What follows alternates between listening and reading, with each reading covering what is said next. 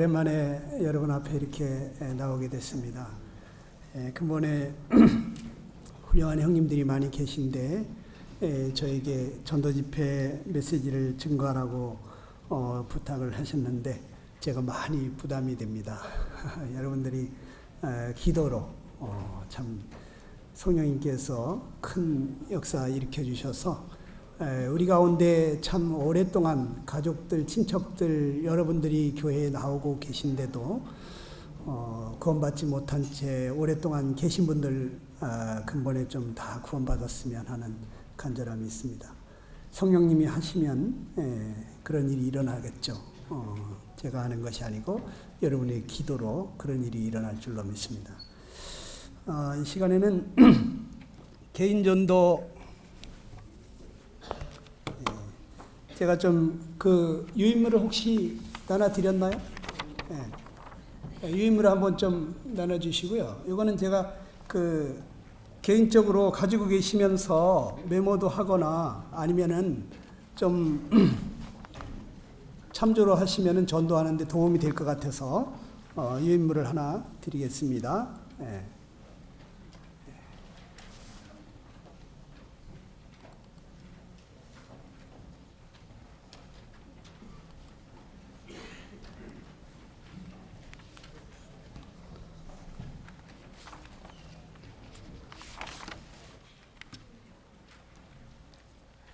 받으시면서 한번 저하고 같이 한번 살펴보도록 하겠습니다.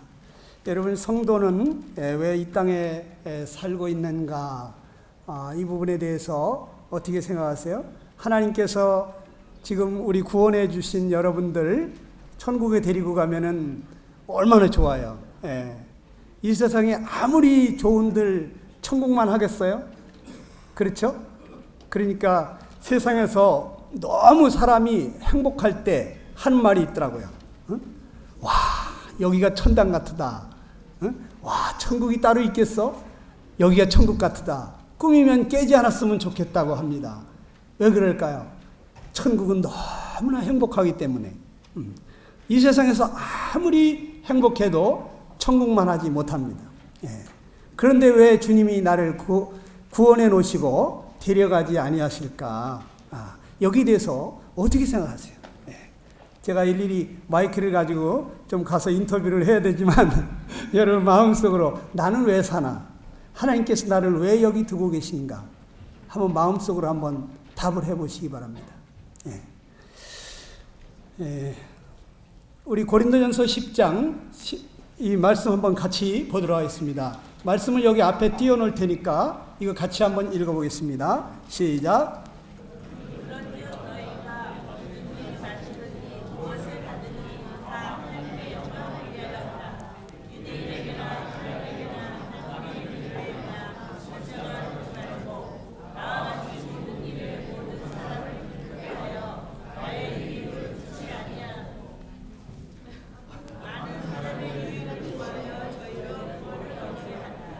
네, 잘 안 보이시나요? 저 뒤에 계신 분은? 불을 끄는 게 낫겠습니까? 조금 낫습니까? 우리가 지난주에 고린도전서를 계속 읽고 있는데 우리가 먹든지 마시든지 무엇을 하든지 우리가 사는 데 있어서 해야 될 게 있는데 하나님의 영광을 위해서 하라고 하죠. 그러니까 하나님 영광을 위해서 산다는 건 아는데 하나님 영광을 위해서 사는 것이 무엇인지 여기에 보게 되면 아무에게도 모든 사람을 기쁘게 하고 아무에게도 거치는 자가 되지 말고 나의 유익을 구하지 말고 다른 사람의 유익을 구하라고 했어요. 그것이 하나님 영광을 위해서 사는 거라는데 왜 그러느냐? 그 결국은 저희로 구원을 얻게 하라는 것이죠. 내가 어떤 사람에게 정말 그 이타적으로 행동하고 그를 기쁘게 하고 거치는 자가 되지 아니하고 이러한 사랑으로 행하는 모든 것이 그것이 그 영혼이 내 안에서 역사하시고 계시는 그 하나님을 보고 그분도 하나님께 돌아오도록 하는 이와 같은 일이 아니라면 우리는 그냥 자선사업한 것으로 끝난다는 거죠. 그래서 이것이 정말 주님께서 그에게 그렇게 하시고 계신 것을 알도록 해줘야 되거든요. 그래서 왼손이 하는 일을 오른손이 모르게 하는 것도 그가 누가 했는지를 알면 그 사람에게 칭찬하고 감사하지만 누가 했는지 모르게 하면 내가 이것 때문에 정말 간절히 도움을 원했는데 하나님께서 나에게 이렇게 해주셨구나. 하나님께 영광을 돌리게 되는 거죠. 그래서 우리가 하고 있는 그 모든 일이 결국에 구원을 얻게 하는 것으로 이렇게 귀결이 되지 않으면 그러면 우리가 이 세상에서 좋은 일 많이 해놓고 그 사람 지옥 가게 된다면 하나님께 영광이 안 되는 거죠. 또 사도행전 1장 8절 한번 같이 읽어보겠습니다. 시작. 너희가 권능을 받고 예루살렘과 온 유대와 사마리아와 땅끝까지 이르러 내 증인이 되리라 그랬어요. 성령이 임하시면 여러분 성령 받으신 분들은 왜 권능을 주시느냐? 내 증인이 되게 하시려고 하신다는 거죠. 주님의 증인. 증인이라는 것은 보고 듣고 경험한 사람만이 증인이 될 수가 있어요. 보고 듣고 경험하지 않은 사람이 증인이 되는 것을 거짓 증인이라고 하죠. 우리는 주님을 성령으로 말미암아 하나님의 사랑이 우리 마음속에 부음받아서 하나님이 나를 어떻게 사랑하신 것을 몸소 경험한 사람들이에요. 눈으로 보이지 않는 하나님을 성령으로 말미암아 경험한 사람들이에요. 그렇기 때문에 이 성령으로 거듭난 사람만 그 주님이 어떤 분이심을 증거할 수 있어요. 성령이 우리에게 임하신 이유는 바로 주님의 증인이 되게 하시려고 하신다는 거죠. 마가복음 16장 15절 읽어보겠습니다. 시작. 또 가라사대 너희는 온 천하에 다니며 만민에게 복음을 전파하라. 이 주님이 유언의 말씀, 천국에 올라가시기 전에 승천하시기 직전에 너희는 온 천하에 다니며 만민에게 복음을 전파하라. 모든 사람이 이 복음을 듣도록 너희는 다니면서 이 복음을 전파하라. 그래서 우리 이수원 형제님이 미국에서 이 말씀 받고 한국에까지 오셨답니다. 다니면서 집에 앉아서 전도하는 게 아니라 다니면서 온 천하에 다니며 만민에게 복음을 전파하라고 하시는 것이 이것이 주님의 유언의 말씀이죠. 청개구리도 참 그렇게 부모 속썩이던 불효자 청개구리도 부모가 돌아가실 때 한 유언의 말은 지켰다는데 우리가 참 주님의 유언의 말, 이 말씀을 지키지 않는다 그러면 우리는 주님 앞에 상 받을 생각을 말아야 됩니다. 불효자식이죠. 우리가 가서 전하지 못하면 우리는 이 복음 전하는 일에 어떤 일로든지 자기에게 주신 은사를 따라서 동참해야 됩니다. 기도로 동참하시는 분도 있고 물질로 동참하시는 분도 있고 직접 가서 전도하는 일에 동참하는 분도 있고요. 구도자를 데리고 왔는데 그분을 여러 가지 모습으로 음식을 대접한다든지 그분에게 친절하게 이렇게 돌봄을 준다든지 어떠한 모습으로든지 우리는 다 같이 이 복음 전하는 일에 순종하고 복종하는 그러한 사람이 돼야 되는데 꼭 입으로 전도하지 않는다 할지라도 나는 지금 이 말씀에 순종하고 있다 하는 그러한 양심의 가책이 없어야 된다고 생각이 됩니다. 사도 바울은 사도행전 20장 24절에 보게 되니까 나의 달려갈 길과 주 예수께 받은 사명 곧 하나님의 은혜의 복음을 증거하는 일을 마치려 하면은 나의 생명을 조금 더 귀한 것으로 여기지 않는다. 사도 바울은 자기의 그 목숨을 바치면서 목숨과 맞바꾸는 그러한 날마다 이 복음을 위해서 자기 목숨을 내놓았죠. 지금 환난과 핍박이 자기 앞에 있다는 것을 알면서도 그래도 나는 가야 한다. 이 복음을 위해서 나는 생명을 조금도 아낄 수가 없다. 이런 정신으로 사도 바울이 복음을 위해서 살았는데 우리는 참 어떻게 해야 될까? 저부터도 참 많은 기도를 하고 있습니다. 그런데 우리가 이제 전도회로 나가기 전에 해야 될 기도가 있다고 생각이 됩니다. 모든 일은 기도에서부터 시작이 되거든요. 먼저 주님이 내 삶의 주인이 되시도록 양도하는 일이 이것이 굉장히 중요합니다. 내가 주인이 되어가지고는 절대로 주님의 말씀에 순종하거나 복종할 수 없습니다. 그런 사람에게는 주님의 뜻을 절대로 나타내 주지 아니하십니다. 주님의 뜻대로 행하고자 하는 마음이 있을 때, 그럴 때 주님께서 그에게 주님의 뜻을 계시해 주시거든요. 그래서 주님, 저는 주님 것입니다. 주님이 저의 주인이십니다.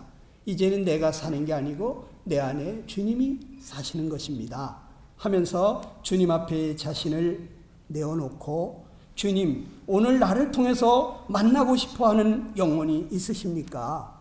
주님, 오늘 나를 통해서 어떤 일을 하기를 원하십니까? 이런 기도를 우리가 드려야 됩니다. 그럴 때 주님께서는 아무개를 좀 만나보고 싶다, 이런 마음을 주세요. 제가 안성에 가서 교회를 개척할 때 거기서 새벽마다 기도합니다. 주님, 저를 왜 이곳에 부르셨습니까? 주님이 불러서 왔는데 제가 오늘은 어떻게 하기를 원하십니까? 무엇을 하기를 원하십니까? 그리고 주님 앞에 기도합니다. 그러면 주님께서 생각나게 해주십니다. 그럼 저는 찾아갑니다. 한 번은 또 서울에서 이렇게 어떤 분이 저한테 전화가 왔어요. 아무개 이러이러한 사람이 있는데 좀 전도해달라고. 근데 저는 그분에 대해서 아는 것이 전혀 없었어요. 전화로 들은 것이 전부예요. 그래서 주님, 제가 누구간데 그런 사람을 전도해서 구원받도록 할 수가 있습니까? 주님, 그 사람이 이러이러한 사람이라는데 이 사람한테 주님께서는 무슨 말씀하고 싶습니까? 주님은 어떤 마음이십니까? 그리고 주님께 한참을 기도를 했더니 주님의 마음이 어떠신 것을 제게 알게 해주시더라고요. 그리고 주님께서 이런 말씀을 하시겠다 하는 것을 깨닫게 해주시더라고요. 그래서 이제 기도하면서 주님, 이 몸은 주님 거니까 주님이 가자고 하시니까 저는 갑니다. 주님이 하고 싶어 하시는 그 말씀을 저는 하겠습니다. 그리고 갔는데 제가 이렇게 몇 마디 하는 동안에 이 사람이 갑자기 눈물을 펑펑 쏟으면서 울기 시작했어요. 그리고 얼마 가지 않아서 저는 한 30분 정도밖에 안 간 것 같은데 이분이 그냥 구원 받으시더라고요. 그래서 역시 전도는 주님이 하시는구나. 사람이 구원받는 일은 이것이 무슨 설득이나 이런 것으로 되는 게 아니거든요. 잘 지혜롭게 가르칠 수는 있어요. 근데 그 사람이 다 이해했는데도 성령으로 거듭나지 않을 수가 있어요. 이것은 하나님만이 하시는 일이에요. 하나님만이 하신다고 하면 사람이 할 수 없는 일이죠. 그럼 하나님께서 일하시도록 해드려야 되는데 주님이 어떻게 하기를 원하시는지 그것을 우리가 깊이 생각하면서 주님이 이 사람에게 이렇게 하기를 원하시겠구나. 주님이 이런 말씀을 하시기를 원하시겠구나. 이것을 우리는 가서 성령을 의지해서 전하는 것입니다. 사람이 어떻게 구원을 받습니까? 우리 잘 아는 말씀 로마서 10장 13절로 15절 같이 읽어보겠습니다. 시작.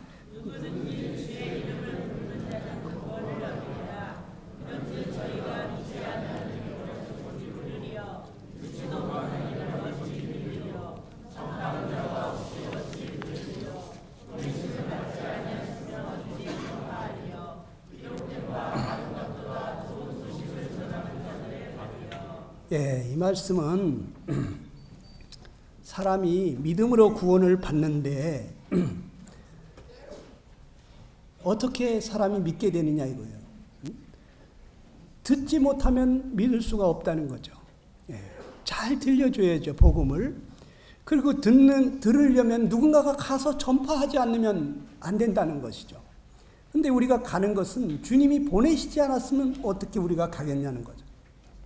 아버지께서 나를 보내신 같이 나도 너희를 세상에 보내노라 그랬어요. 아버지가 아들을 보내신 것은 잃어버린 자를 찾아 구원하려 함이라고 그랬어요. 그러면 그 하나님이 아들을 보내신 것 같이 아들 되신 주님이 우리를 보내신 것도 우리를 이 세상에서 잃어버린 자를 찾아 구원하게 하시려고 하시는 거거든요. 우리는 다 이 세상에 보냄을 받은 자입니다. 아멘이십니까?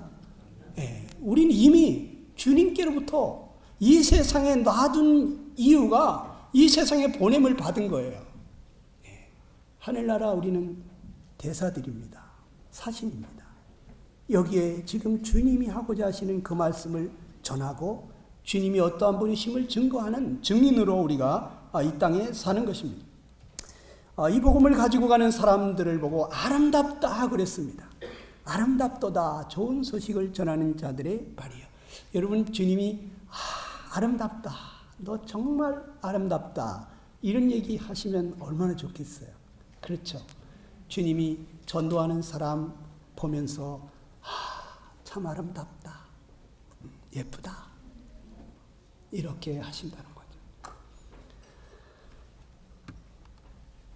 우리가 가서 무엇을 전해야 될까요? 네. 복음을 딱 전하려면 뭘 전해야 될지 여러분 감이 오시나요? 감이 오시는 분들도 계시고 글쎄요 어떻게 해야 되지? 네.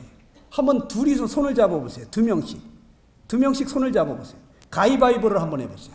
가위바위보를 한번 해보세요. 가위바위보. 예, 가위바위보. 비긴 사람은 똑 깔으세요. 예, 이긴 사람만 손 들어보세요. 예, 제가 1분간 시간을 드리겠습니다. 예, 저기 뒤에 안 깔랐어요? 왜 손을 안 들으셔? 비겼으면 다시 갈르시고. 그 이긴 사람만 손 들어보셔. 진 사람한테 1분간 시간을 드릴 테니까 복음을 전하시는 거예요. 예, 시간이 딱 1분밖에 없다고 생각하고 자 시작하겠습니다. 시작. 옆에 계신 분한테 지금 한번 복음을 전한다 생각하고 한번 해보세요. 한번 해보세요.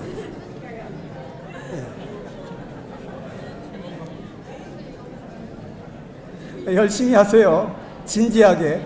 네.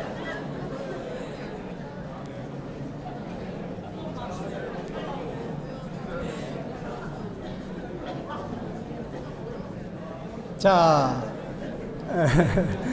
자 됐어요. 마무리하시고. 예. 우리 여기 허니한테 한번 물어봐야 되겠어. 누가 이겼어요? 이긴 사람 손 들어봐. 허니가 뭐라고 전했는지 우리 지연이가 한번 얘기해 보세요. 상대방이 뭐라고 전도했는지 좀 얘기 좀 해보세요. 예? 마이크도 있네. 예. 뭐라 그러던가요?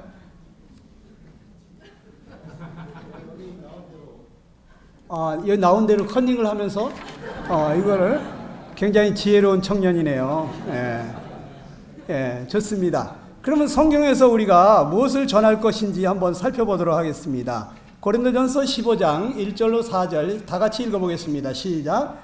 형제들아 내가 너희에게 전한 복음을 너희로 알게 하노니 너희가 만일 나의 전한 그 말을 굳게 지키고 헛되이 믿지 아니하였으면 이로 말미암아 구원을 얻으리라. 내가 받은 것을 먼저 너희에게 전하였노니 이는 성경대로 그리스도께서 우리 죄를 위하여 죽으시고 장사 지낸 바 되었다가 성경대로 사흘 만에 다시 살아났다. 사도 바울은 말하기를 형제들아 내가 너희에게 전한 복음을 알게 해주겠다. 내가 너희에게 무슨 복음을 전했느냐? 너희가 이 복음을 그 말을 굳게 지키고 헛되이 믿지 아니하였으면 이로 말미암아 구원을 얻을 것이다. 이 복음을 제대로 믿으신 분은 다 구원받는 거예요. 지금 우리 중에 구도자분들 계시죠? 제 옆에 구도자가 계셔야 하는 분 손 들어보세요. 성도가 들어주세요. 예, 한 분밖에 없어요? 여기는 구도자가 옆에 앉아 있으면 손 들어봐요. 성도가 들어보세요. 예, 높이 들어보세요. 예, 좋습니다. 옆에 계신 분 구원받도록 이 시간에 기도하는 마음으로 한번 같이 해보겠습니다. 예, 이 말씀 여러분들이 진지하게 구도자들이 들으시면 구원받을 수도 있어요. 예, 헛되이 믿지 아니하였으면 구원받는다. 그러면 증거한 복음은 무엇이냐? 여기 3절 4절에 어떻게 얘기하셨냐 하면은 내가 받은 것을 너희에게 전하였노니 이는 성경대로 그리스도께서 우리 죄를 위하여 죽으시고 장사 지낸 바 되었다가 성경대로 사흘 만에 다시 살아났다고 하는 것을 증거했다는 거예요. 그러면서 고린도전서 15장 전체 예수님이 살아났다는 것, 예수님의 살아난 것이 무엇을 의미하는지 우리가 결코 흔들리지 말고 이 복음을 위해서 힘써 싸우라고 하는 말씀을 증거하고 있는데, 여기 이거를 조금 더 이제 분석을 해보면 성경대로 하는 말이 나오죠. 성경대로. 네. 성경대로라고 하면은 이거는 무엇을 말하는 거예요? 하나님의 말씀대로 됐다 이거죠. 하나님이 약속하신 대로 된 거라는 거죠. 그리고 그리스도가 도대체 누구냐? 그분이 무슨 일을 했느냐? 이것을 전했겠죠. 그분은 죽으시고 장사 지낸 바 되셨다가 성경대로 사흘 만에 살아나셨어요. 누구를 위해서? 우리 죄를 위해서. 바로 나의 죄를 위해서. 박순영 어머니, 내 죄를 위해서 예수님께서 죽으셨다는 거예요. 하나님의 아들 예수님께서. 아멘이요? 그 다음에 헛되이 믿지 아니했으면, 이 사실을 헛되이 믿지 아니했다면, 이걸 제대로 진실하게 믿었다면 구원을 얻는다는 것이죠. 구원을 얻는다. 그럼 이걸 조금 더 빠른 속도로 제가 한번 정리를 해드리겠습니다. 먼저는 성경대로. 여러분 유인물의 복음전도 핵심 내용 사용법, 이제 그 부분을 좀 다루겠어요. 자, 성경대로 하면은 하나님이 하신 말씀대로, 약속하신 대로 됐다는 거예요. 그런데 이 성경이 하나님 말씀이라고 하는 증거가 뭐냐 이거예요. 그것을 여러분들은 다양한 방법으로 이 성경은 하나님의 말씀이라는 것을 증거해 주셔야 돼요. 혼자서 하기가 어려우시면 근본 전도 집회에 나오세요. 전도 집회에 나오면 제가 조금 도움을 드리고 거기서 부족한 건 또 복음반에 오면 또 도와드리기도 하는데, 아무튼 개인적으로도 성경이 하나님의 말씀이라는 근거를 제시할 수 있는 자료들을 제출할 필요도 있고, 또 그 하나님은 도대체 어떤 분이신지를 얘기해 주고 싶겠죠. 성경이 하나님 말씀인데 그럼 하나님은 어떤 분이시냐? 하나님은 창조주세요. 하나님은 창조주시면서 또 거룩하신 분이시죠. 그분이 나를 사랑하신다는 거예요. 그분은 나를 향해서 놀라운 계획을 가지고 계셔요.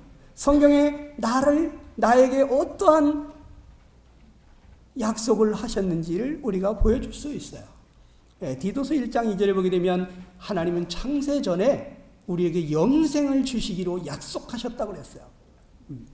그런데 그 영생은 그냥 지리지리한 영생이 아니고 시편 16편 11절에 있는 것 같이 거기는 기쁨이 충만하고 영원한 즐거움이 있는 복락이라는 거죠. 아주 너무너무 행복한, 기쁨이 충만하고 그 즐거움이 영원한 그러한 영생 복락을 하나님이 우리에게 주시기를 원하신다는 것이죠.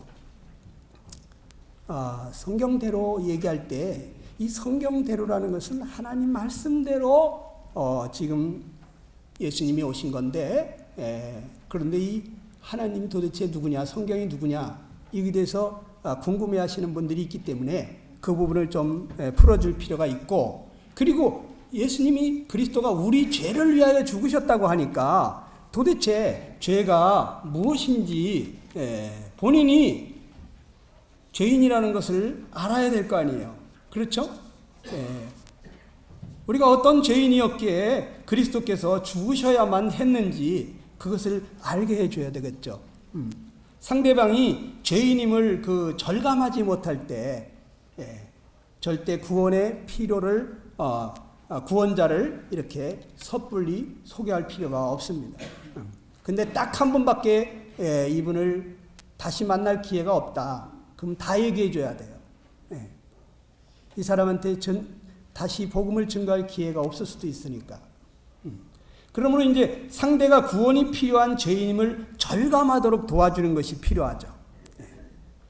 병든 사람이라야 의사가 필요하다고 그러시는데, 예수님께서는 이 죄인을 부르러 오셨다 그래요. 의인을 부르러 온 것이 아니라 죄인을 부르러 왔다. 근데 병든 자라고 다 고침을 받는 게 아니라 자기가 병든 줄을 아는 사람이 고침을 받아요.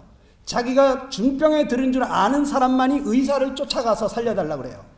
자기가 죄인인 줄을 절절히 느끼는 사람, 나 이것 때문에 망하게 됐다, 이것 때문에 나는 불행하구나, 이 죄를 해결하지 않으면 안 된다고 하는 것을 절감하지 않은 사람은 하나님 나 살려달라고 부르짖잖아요. 찾잖아요. 그렇기 때문에 우리가 전하는 전도하는 대상이 자기가 정말 구원받지 않으면 안 되는 그러한 죄인이라는 것을 절감하도록 도와줘야 되거든요. 그런데 상식적인 선에서 볼 때 난 이렇게 착하게 살았는데 내가 뭔 죄인이야? 이런 생각을 한다는 거죠. 예수 믿는 사람들보다 내가 더 착한 것 같다 이거예요. 나 양심대로 살고 나는 양심 믿고 살겠다 이런 식으로 생각하는 사람도 있거든요. 예. 그런 사람 절대 예수님 못 만나죠. 그래서 죄가 무엇인지 하나님이 원하는 길이 아닌 자기 길로 가는 것이 죄인데, 죄의 원어를 찾아보게 되면 화살이 관역을 빗나갔다는 뜻이 있거든요. 화살이 관역을 향해서 쐈는데 관역에 맞지 않고 딴 데로 빗나갔다. 이거 바로 사람이 정말 하나님이 사람을 지으신 목적이 있고 살기를 원하시는 그 방향이 있는데 자기 길로 가버린 거예요. 하나님의 길로 가지 않고 자기 길로 가버린 거예요. 그래서 이게 죄를 한문으로는 이렇게 쓰거든요. 넉사자 밑에다가 아니 밑자를 쓰죠. 네 가지가 아니다 그래 사람들이. 불신, 믿지 않는 게 죄다. 순종하지 않는 게 불순종이 죄다. 불법, 법을 어기는 것이 죄다. 불의한 것, 선한 것을 알면서도 행치 않는 것이 죄다 이거죠. 그래서 여기 보면 믿음으로 쫓아하지 않은 모든 것이 죄라 그랬고, 요한복음 16장 8절에 보게 되면 죄에 대하여라면 저희가 나를 믿지 않는 것이 죄라 그랬어요. 그래서 이게 불신이 죄고 또 불순종, 순종이 제사보다 낫다고 하는데 이 자식이 부모에게 불순종하는 것이 죄인 것처럼 하나님 말씀을 불순종하는 것이 죄고, 또 이 불법, 죄를 짓는 자마다 불법을 행하나니 죄는 불법이니라고 이렇게 말하고 있죠. 여러분 이 전도 훈련이니까 장절만 쓰세요. 장절만. 그 다음에 사람이 선을 행할 줄 알고도 행치 않는 게 죄다. 야고보서 4장 17절 말씀. 그리고 죄가 무엇인지를 얘기해 주는데, 제가 요즘 이런 생각을 해봤어요. 유대인들은 율법을 범하면 죄로 여기잖아요. 이방인에게는 양심을 거스리면 죄가 되죠. 양심은 바로 그 마음속에 새겨준 하나님의 법이잖아요. 그리고 은혜 시대에 사는 우리에게는 뭘 보고 죄라 그러냐? 믿지 않는 게 죄예요. 예수님을 보내주셔서 구원의 길을 다 베풀어 주셨는데, 그런데 그걸 믿지 않고 받아들이지 않기 때문에 지옥 가는 거예요. 여러분들은 율법의 심판을 받으시겠어요? 율법대로 하지 않으면 지옥 간다. 나는 율법대로, 법대로 하겠다 하시는 분 손 들어보세요. 아니면 저는 양심대로 살겠습니다. 저는 양심대로 살아서 하나님 앞에 가겠습니다 하시는 분 손 들어보세요. 아니면 나는 은혜로 믿느냐 안 믿느냐 하는 그 심판에 난 가겠습니다 하시는 분 손 들어보세요. 대부분이 그러시죠. 믿는 거는 누워서도 믿을 수가 있잖아요. 병들었어도 믿을 수가 있잖아요. 어린아이도 믿을 수가 있잖아요. 어떤 심판을 받기를 원하세요? 지금 시대는 믿지 않는 게 죄가 돼요. 그것 때문에 지옥 가요. 그리고 이 죄가 뭔지를 잘 모르시는 분들한테 이런 것이 죄라고 이렇게 죄의 신뢰를 들어드릴 필요도 있어요. 로마서 1장 28절로 32절에 있는 말씀이라든지, 로마서 3장 10절로 18절에 있는 말씀이라든지, 마가복음 7장 21절로 22절, 또 갈라디아서 5장 19절로 21절, 이런 말씀들을 찾아 보여주면서 이런 게 죄가 아니겠냐. 이건 나쁜 거지. 이건 죄지. 본인도 이해를 하고 인정하고 맞아. 이런 건 나쁜 짓이야. 그런데 그게 바로 내가 그러한 자라는 것으로 이게 개인 적용이 되지 않으면 이 사람 절대로 하나님 안 찾아요. 그래서 죄에 대한 형벌, 이 개인 적용과 죄의 형벌의 순서를 바꿔도 되긴 하는데, 죄에 대한 그러면 이러한 죄에 대해서는 하나님은 어떤 형벌을 내리시는지, 예? 죄의 삭은 사망이다. 범죄하는 영혼은 죽으리라. 죄 때문에 우리가 죽는 겁니다. 그리고 한 번 죽는 건 정한 것이면 그 후에 심판이 있다고 그랬어요. 예. 한 번 죽는 것은 이 영혼과 몸이 분리가 되는 거예요. 박순영 어머니, 죽는 게 뭐냐면 이 영혼이 몸에서 빠져나오는 거예요. 예. 영혼과 몸이 분리되는 거예요. 영혼 없는 몸이 죽은 거예요. 그런데 그 영혼이 하나님 앞에 심판받고 지옥불 속에 들어가는 걸 보고 둘째 사망이라고 하는 거예요. 예. 죄 때문에 우리는 두 번 죽습니다. 그런데 내가 죽어서 심판받아야 될 것을 예수님께서 심판받은 줄 믿으시고 내가 형벌받아야 될 그 형벌을 예수께서 받으신 줄 믿으시고 그분을 자기의 구주와 주님으로 영접하고 예수님의 생명이 자기 안에 들어와서 살게 된 사람은 이 사람은 거듭났다 그래요. 새 생명을 받았다. 이제 심판받지 않고 사망에서 생명으로 옮겨진 것입니다. 그러면 이 죄를 그러면 없애는 길은 없을까? 우리가 열심히 착한 일하고 적선을 잘하면 공을 많이 들이면 그러면 하나님도 나를 좋은 데 받아주시지 않겠느냐 이런 생각을 할 수도 있어요. 또 어떤 사람들은 교회에 열심히 참석하고 출석하고 이렇게 봉사도 하고 헌금도 하고 또 이렇게 함께 기도하고 회개하고 이러다 보면 가겠지 하는 생각을 할 수도 있어요. 그런데 성경은 우리가 행위로는 그의 앞에 의롭다 하심을 얻을 육체가 없다고 했습니다. 하나님 앞에서는 어떤 선행으로도 하나님의 거룩한 수준에 이를 자가 없어요. 거기 거룩한 곳에는 죄인이 전혀 없습니다. 이런 죄가 이러한 것들이 죄인데 그러한 죄와 나와 무슨 상관이 있는지 개인 적용이 돼야 돼요. 그래서 이 개인 적용 로마서 3장 23절을 펴서 읽어보게 할 수도 있겠죠. 모든 사람이 죄를 범했다. 여기 모든 사람이라면 몇 사람일까요? 모든 사람 속에 나도 포함이 될까요? 이렇게 하면서 스스로 생각하고 깨달을 수 있도록 도와주는 거죠. 그 다음에 기록한 바 의인은 없나니 하나도 없다고 그랬으니까 하늘에서 내려다봤는데 의로운 사람이 한 명도 없다고 그랬다. 그러면 나는 의롭겠습니까? 저도 죄가 많습니다. 우리 선생님은 어떠십니까? 우리 선생님은 하나님 앞에 죄 없다고 하실 수가 있겠습니까? 저도 죄인이죠.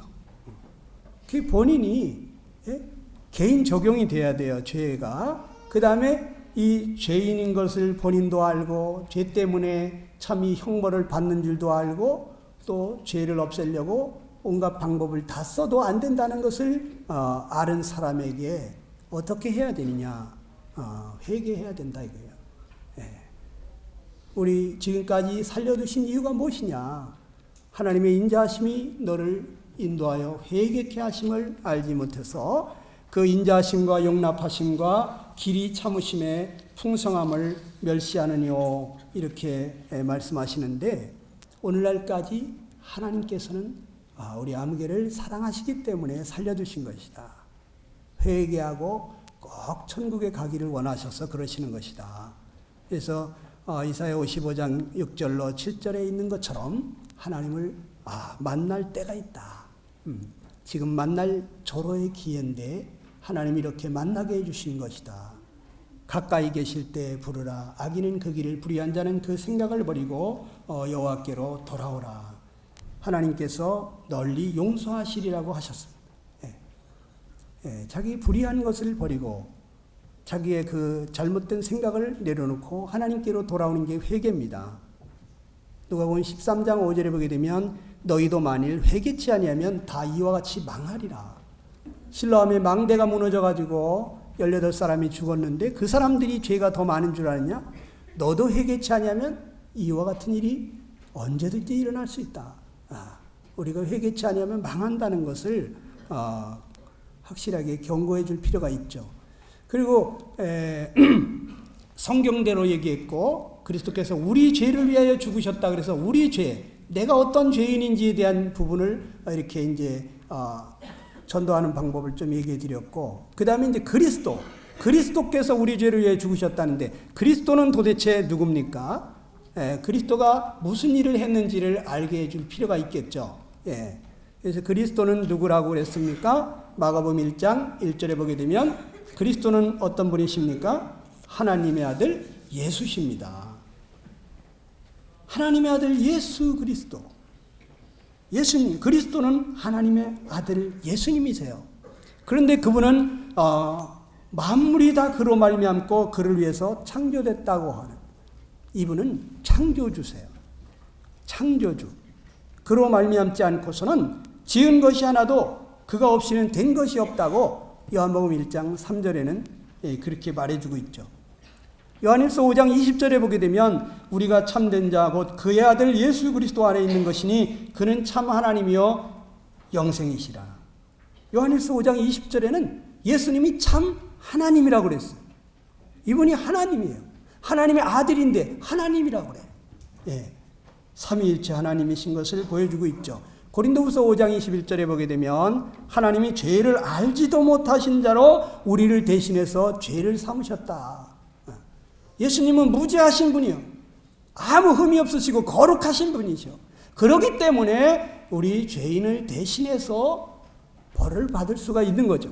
죄인이 죄인을 위해서 죽어줄 수 있습니까? 아비가 자식의 죄를 어떻게 해결합니까? 아버지도 죄인이고 자식도 죄인인데 아버지는 아버지 죄값을 받아야 되는데 어떻게 자식의 죄값을 받아줄 수 있는 여력이 없어요. 그 예수님은 아무 죄가 없는 분이시기 때문에 벌 받을 일이 전혀 없는 분이신데, 그런데 그분이 죽으신 것은 내 죄를 대신해서 벌을 받으셨다는 거죠. 그래서 예수님이 바로 대속의 죽음을 죽으신 분이신 거죠. 그리고 갈라디아서 2장 20절에 보게 되면 나를 사랑하셔서 나를 위해서 자기 몸을 버리셨다고 말씀하셨습니다. 이 창조주 되신 분이, 그 아무 죄 없으신 하나님이신 분이, 하나님의 독생자이신 그분이, 그 거룩하신 분이 하나님을 찾지도 않는 나를 위해서, 나를 사랑하셔서 자기 몸을 버리셨다. 이거. 나를 사랑하사. 다 같이 한번 해봅시다. 나를 사랑하사. 나를 위하여 자기 몸을 버리신 하나님의 아들. 우리가 김영애 씨도 같이 한번 해보세요. 박순영 님도 다 같이 한번 해보세요. 다시 시작. 나를 사랑하사. 시작. 나를 사랑하사 나를 위하여 자기 몸을 버리신 하나님의 아들.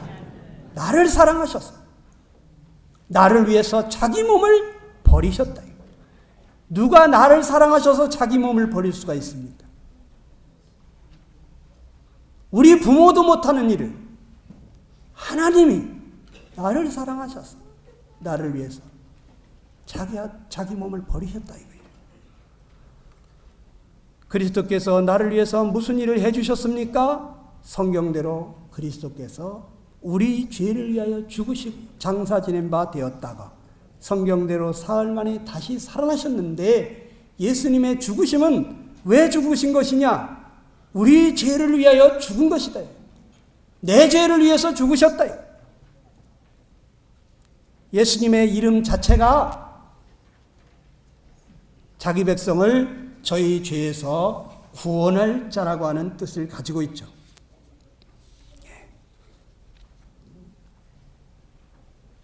어떻게 우리를 죄에서 구원할 수가 있습니까? 죄의 삭은 사망이기 때문에 우리 대신에 사망을 당하심으로, 피 흘림이 없은즉 죄 사함이 없기 때문에 그분은 피 흘리시면서 우리를 위해서 사망을 당하심으로 우리를 죄에서부터 사망으로부터 구원하시는 대속의 죽음을 죽으셨다는 것이 히브리서 2장 14절 15절에도 나와 있죠. 요한계시록 1장 15절에도 우리를 사랑하셔서 자기 피로 우리를 죄에서 해방하셨다. 그래서 히브리서 10장 17절 이하에는 다시는 이제 죄 때문에 제사 드릴 일이 없게 됐다고 말씀하고 있습니다. 그리고 이 대속의 죽음에 대해서 아주 감동적이고 정말 이해하기 적절한 그러한 예화를 하나씩 가지고 계시다가 그런 예화를 들어드리면서 정말 이렇게 사랑 때문에 상대방을 위해서 죽었던, 희생했던 그러한 이야기들을 들려주면서 주님께서 나를 얼마나 사랑하셨으면 그렇게 하셨을까 이렇게 연관시켜서 이야기하면은 좀 더 이해가 쉽죠. 그리고 예수님이 성경대로 사흘 만에 살아나셨다는데 그것이 주는 의미가 무엇인지 우리 로마서 4장 25절과 고린도전서 15장 17절을 같이 한번 읽어보겠습니다. 시작.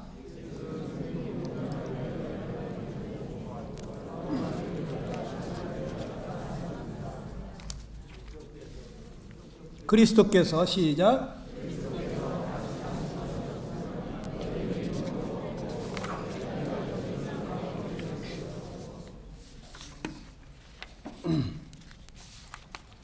예수님이 죽으셨다가 다시 살아나셨는데 살아나시면서 뭐라 그래요? 왜 다시 살아났다고? 우리를 의롭다 하심을 위하여 살아나셨다는 거예요. 의롭다는 건 뭐냐면 죄 없다는 거예요. 너희는 죄 없다. 너희 죄는 내가 다 해결했다는 거예요. 예수님이 지금도 무덤 속에 계시면 살아나지 못했으면 그리스도께서 다시 사신 것이 없으면 너희 믿음도 헛것이고 너희가 여전히 죄 가운데 있는 거라는 거예요. 죄의 삭시 사망이기 때문에 예수님이 우리의 죄값으로 사망을 당하셨는데 아직도 사망 가운데 계시다고 할 것 같으면 예수님은 우리의 죄값을 지금도 갚고 계신 거예요. 그런데 우리 주님은 부활하셨어요. 하나님께서 그 아들의 그 거룩한 피를 흘리신 그 희생으로 족하다는 거예요. 이제 됐다. 너는 사망에 매여 있을 자가 아니다. 다시 살려내시면서 아버지 집으로 데리고 가신 거예요. 예수님이 죽은 자 가운데서 살아나심으로써 성결의 영으로는 하나님의 아들이신 것을 증명하셨다고 로마서 1장에는 말하고 있죠. 예수님은 다시 살아났다고 하는 것은 이분은 죄 없는 성결하신 하나님이다. 그런데 왜 죽었느냐? 여러분과 내 죄 때문에 죽은 것이다. 내 죄값으로 죽은 것이다. 그래서 내 죄값을 다 치르셨기 때문에 그분은 더 이상 무덤 속에 계실 이유가 없으셨어. 그래서 그분은 살아나신 거예요. 죄인이 죄값으로 사망을 당하는 건데 주님은 거룩하신 분이기 때문에 더 이상 무덤 속에 사망 가운데 계실 분이 아니죠. 그래서 주님은 다시 살아나셨어요. 살아나셨다는 것은 하나님이 내 죄를 완전히 내 죄값을 치러주신 것을 인정하신 거예요. 그 예수님이 살아나시면서 뭐라 그러시냐면 우리를 의롭다 하심을 위해서 다시 살아나셨다고 그래. 너희 이제 죄 없다. 하나님께서 내 제사를 받으셨다. 무음하시고 거룩하신 자기 피로 하나님 앞에 드렸는데 하나님이 받으셨다는 거야. 여러분, 우리 얼마나 복된 사람입니까? 하나님이 여러분과 나를 위해서 죽으셨다는 거예요. 성결의 영이시다. 성결하신 죄 없는 분이 여러분과 나의 죄 때문에 죽은 거예요. 그분이 살아나신 것은 우리의 죄가 완전히 해결됐기 때문에. 김대원 씨, 예수님이 그 죄 다 해결하셨어요. 아직도 안 믿어지시나요? 장건, 건이 죄 예수님이 다 해결했어. 그렇지 못했으면 예수님은 살아나지 못해. 아직도 사망 가운데 계셔야 돼. 근데 그분은 살아나셨습니다.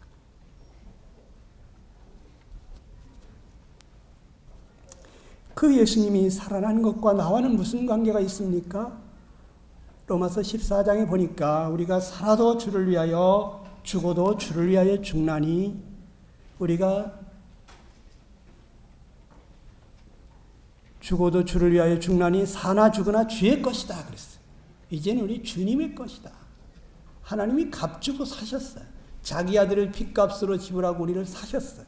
이제는 우리가 이 몸이 내 게 아니에요. 이걸 내 것처럼 쓰면, 남의 것을 내 것처럼 쓰면 그게 죄가 되는 거예요. 육신의 생각은 하나님과 원수가 돼요.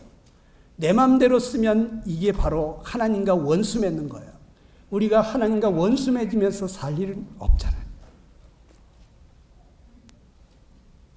원수는 죽이고 싶은 게 원수예요? 얼마 전에 주님이 저한테 그러시더라고. 육신의 생각은 하나님과 원수가 된다고.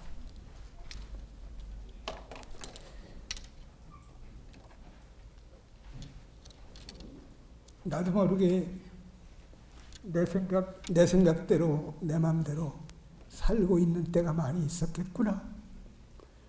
우리 하나님을 날마다 하나님과 원수 맺으면서 내가 그렇게 살고 있었구나. 그 다음부터는 주님, 제가 또 육신대로 행하고 있는 것이 무엇인가요? 거기다가 초점을 맞추게 되더라고요. 이제 이 몸이 우리 게 아니에요. 구원이라는 것은 내가 주인이던 사람이 예수님이 주인이 되시는 거예요. 이를 위하여 그리스도께서 죽었다가 다시 살으셨으니 곧 죽은 자와 산 자의 주가 되려 왔습니다. 우리는 원래 창조될 때부터 하나님이 주인이었어요. 우리는 피조물이었어요. 그런데 그 관계를 깨뜨린 사탄 마귀가 있고 거기에 넘어간 것이 우리들이에요. 그래서 우리 마음대로 주인 노릇하며 살았는데 이제 다시 주님, 그 하나님이 나의 주인이심을 인정하고 나를 사랑하셔서 나를 위해 목숨까지 주신 것을 인정하고 그분을 나의 주님으로 영접할 때, 그럴 때 그 사람에게 구원이 임합니다. 입술로만 아무리 믿는다고 해도 그분은 임하지 않습니다.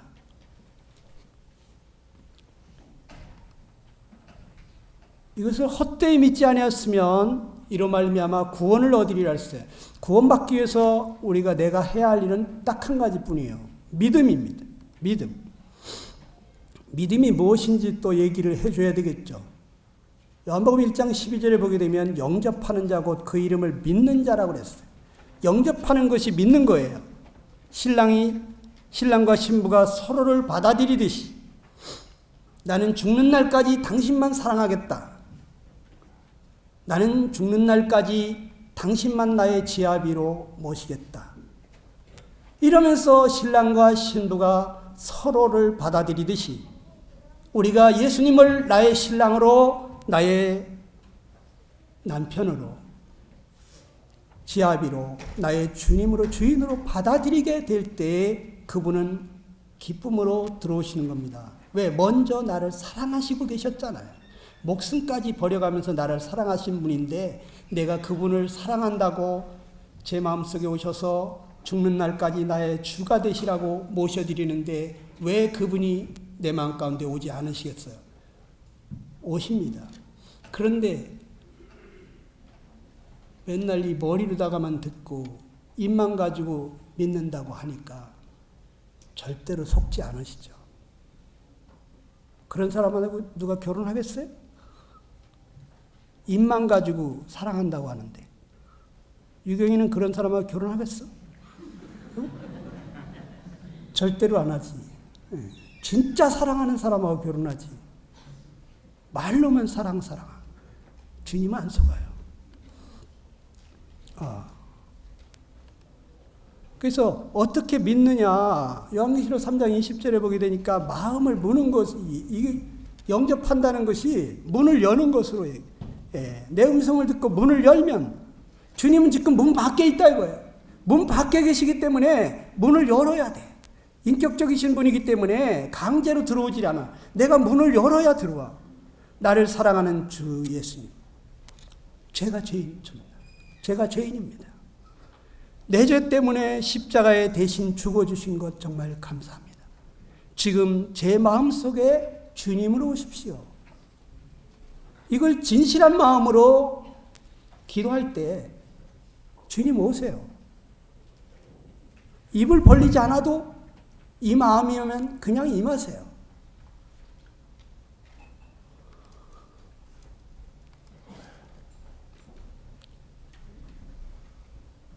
그리고 이제 영접한 사람에게 구원의 확신을 얻도록 좀 도와줄 필요가 있죠. 그래서 구원 초청 때 사용한 성경 말씀을 직접 읽게 함으로써 성령의 조명을 받도록 이끌어주는 게 필요한데, 요한복음 1장 12절 같은 말씀을 읽으면서 그 사람이 영접을 하게 됐다고 하면 이 말씀을 다시 한번 직접 읽어보라고 하고, 그리고 하나님께서 오늘 당신에게 어떤 일을 해주셨느냐고 물어보세요. 그가 제대로 믿었으면 오늘 저를 하나님 자녀가 되게 해주셨습니다. 이런 고백이 나올 수도 있겠죠. 믿는 자는 누구의 자녀가 된다고 하셨죠? 하고 이걸 또 물어볼 수가 있어요. 그분에게 잘 못 알아들은 것 같으면.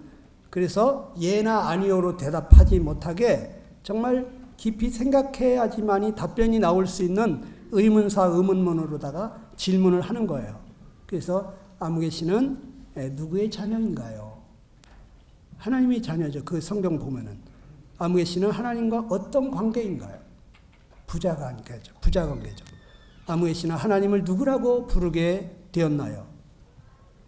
아버지라고. 아무개 씨는 오늘 하나님께서 해주신 일을 생각하면서 감사드려 보시지 않겠습니까? 또 앞으로 어떻게 살고 싶은지 직접 한번 말씀드려 보세요. 하나님 기뻐하실 겁니다. 이러면서 직접 본인이 감사하면서 자기 마음 가운데 앞으로 어떻게 살고 싶다고 이끌어달라고 기도하게 하는 거예요. 이게 지금 무슨 요령을 알려드리는 거지 꼭 이렇게 하라는 건 아니에요. 제가 전도하다 보니까 그냥 이렇게 자연스럽게 내가 저 사람을 믿음을 주는 것이 아니라 구원을 주는 것이 아니라 스스로 성경을 읽으면서 성령님이 조명해 주셔서 그래 나는 오늘 예수님을 영접했으니까 하나님 자녀가 되는 권세를 주셨다고 했네. 그럼 내가 하나님 자녀가 되게 해주셨구나. 이런 것을 스스로 깨닫고 저를 하나님 자녀가 되게 해주셨어요. 저 이제 거듭났어요. 하나님 나의 아버지세요. 이게 속에서부터 터져 나오도록 돕는 질문들이죠. 결신 후에 우리가 갓 구원받은 갓 어린아이와 같이 젖을 먹듯이 하나님 말씀을 자꾸 봐야 된다. 숨쉬지 않으면 죽는 것처럼 매일 기도하는 생활을 하면서 잘못된 것을 자백하고 버리고 또 간구의 기도를 하고 감사의 기도를 하고 이런 것을 해야 된다.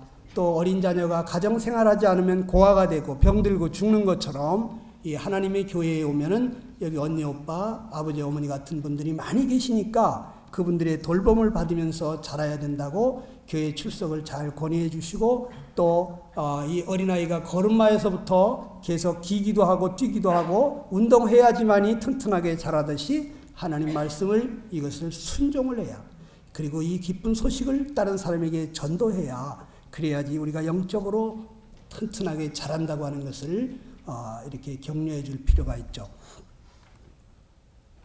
그리고 이거를 이제 정리해 드린 거예요. 복음 전도의 핵심 내용 사용 방법인데 제가 성경대로에 대해서 거기서 하나님의 사랑과 하나님 나를 사랑하시는데 나를 사랑해서 어떤 계획을 가지고 계신지를 좀 얘기해 줄 필요가 있다고 했고 그 다음에 나는 구원받아야 할 죄인이다. 구원받지 않으면 안 된다. 죄가 뭐냐. 바로 이 죄 때문에 이 세상에 모든 질병과 고통과 이러한 죽음과 이런 수고가 온 것인데 그 죄가 뭔지에 대한 신뢰를 들어줄 필요가 있는데 여기서는 이제 그 어린아이라면 어린아이에게 맞는 신뢰를 들어줘야 되겠고 어른이면 어른에 맞는 신뢰를 들어줄 필요가 있겠죠. 그리고 이제 개인 적용 그러면 나는 어떤 자인가 로마서 5장 23절 같은데 보여주면서 모든 사람이 죄를 지었다 그랬는데 우리 선생님은 어떻습니까? 네? 우리 선생님은 죄가 없나요? 네. 저도 죄가 있어요. 그럼 죄에 대해서는 어떤 형벌을 내리신다고 하셨나요?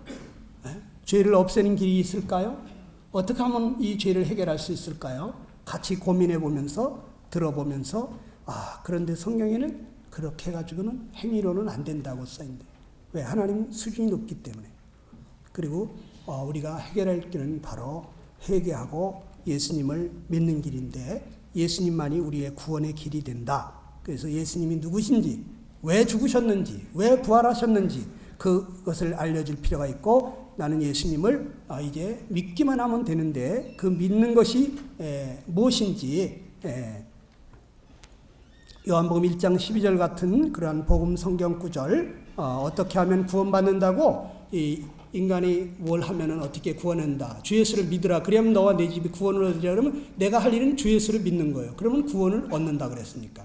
요한복음 5장 24절은 내가 이 사실을 믿는 자는 영생을 얻었고 심판에 이르지 않는다 그랬으니까 영생에 이르고 심판에 이르지 않으려면 내가 믿으면 되는구나. 내가 해야 될 조건이 있고 하나님이 하시는 약속이 있어요. 이 두 가지 약속이 들어져 있는 그러한 성경 구절을 하나 찾아서 보여주면서 이 말씀을 볼 때 어떻게 하고 싶은지 물어보고 그러면 그분에게 이제 지금 당장 여기에서 그 주님께 그렇게 말씀드릴 수 있겠느냐, 주님을 영접한다고 말씀드리겠느냐. 그래서 그 자리에서 결단할 수 있도록 뭐 억지로 할 수는 없지만 본인이 원하면 하고 원치 않으면 간절히 기도해주고 보내거나 전도지나 소책자 주고 보내면 되겠죠. 또 성경 어디 읽고 다시 만나자고 할 수도 있고 그 다음에 그 읽었던 성경 말씀을 가지고 다시 이 말씀을 읽어보고 이 말씀에 의하면 우리 선생님은 오늘 하나님이 무슨 일을 해주셨는지 그런 걸 물어볼 수가 있겠죠.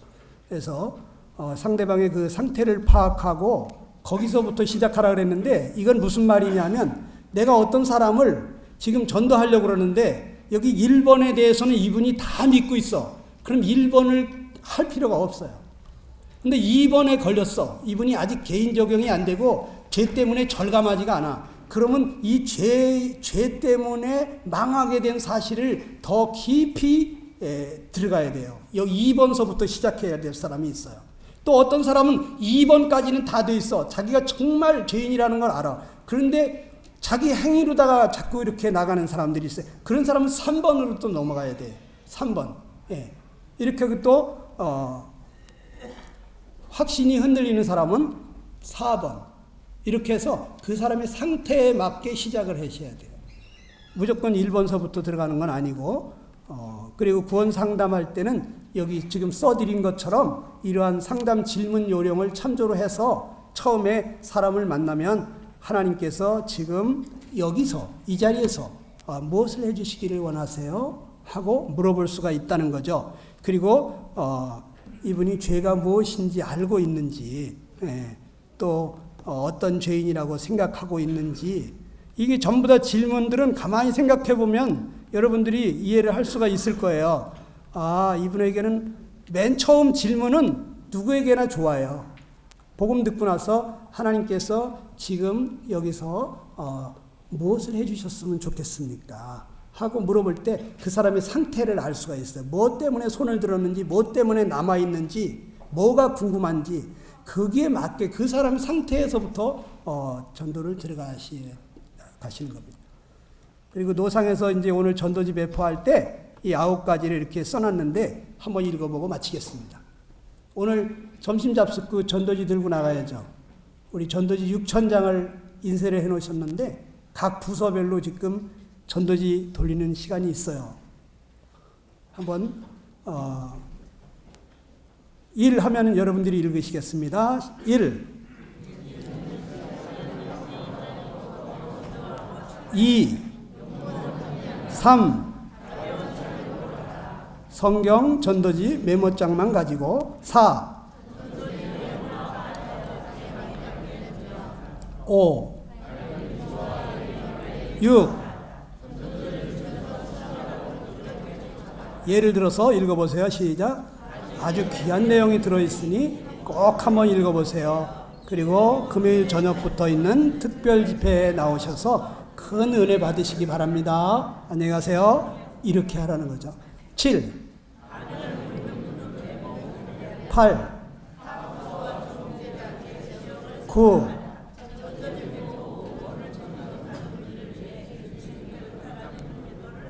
기도하겠습니다. 아버지 하나님, 오늘 또 이렇게 전도 집회를 앞두고 우리가 참 어떻게 무슨 내용을 전도해야 되는지를 생각해 봤습니다. 우리 형제자매님들에게 지혜를 주시고 영혼들을 사랑하는 뜨거운 사랑의 마음을 주셔서 각 처에서 영혼들을 얻는 전도인들이 되게 하여 주시옵소서. 근본 전도 집회에 또 우리 사랑하는 가족과 친족과 지인들 많이 이끌고 와서 함께 이 생명의 잔치에 동참하게 해 주시옵소서. 오후에 있는 전도지 나누는 시간에도 많은 형제님들이 동참할 수 있도록 은혜를 더해 주시옵소서. 우리 주님 예수님의 이름으로 기도드리옵나이다. 아멘. 마치겠습니다.